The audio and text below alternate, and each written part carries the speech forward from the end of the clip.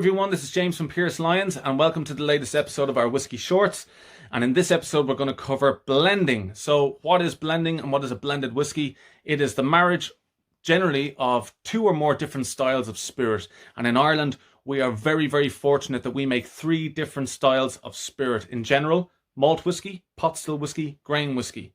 Malt whiskey, if we're not talking about peated or anything, will impart flavours of fruitiness and nuttiness and full-bodied character. Pot still whiskey, expect viscosity and spice and pepperiness. Grain whiskey, a much more mellow tasting spirit. And you can marry either of these together to get a blended whiskey. If you get a blended whiskey in Scotland, you can be pretty sure it's the blend of malt and grain. In Ireland, if you ask for a blended whiskey, it can be malt and grain, pot still and grain, malt and pot still, or all three. You can get a triple blend. So we're very fortunate to be in the situation we are. Ultimately, you want to create something that tastes better than the sum of its parts. You might have malt whiskey that's delicious in its own right. You might have grain that's absolutely fabulous. You would only bring them together to create intrigue, to create something that has a bit more depth that you can sink your teeth into. And this is all down to the creativity of the blender. Blending is about the layering of flavour.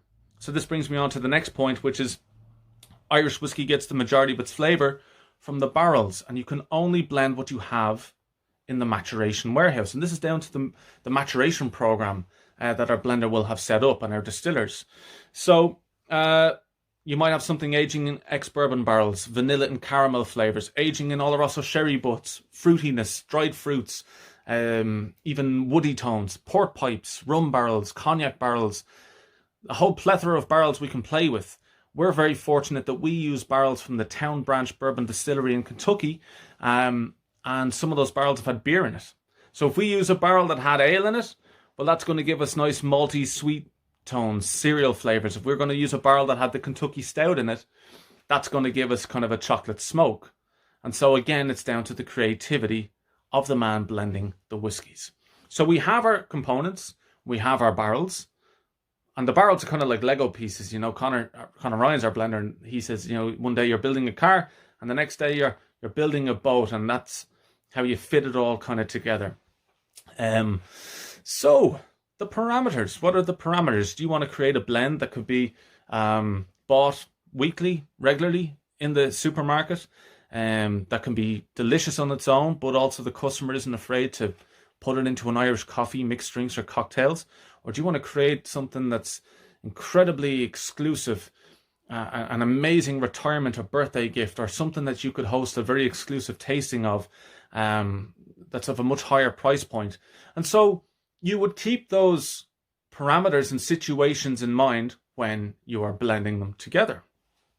And those are the main three things that you have to think of.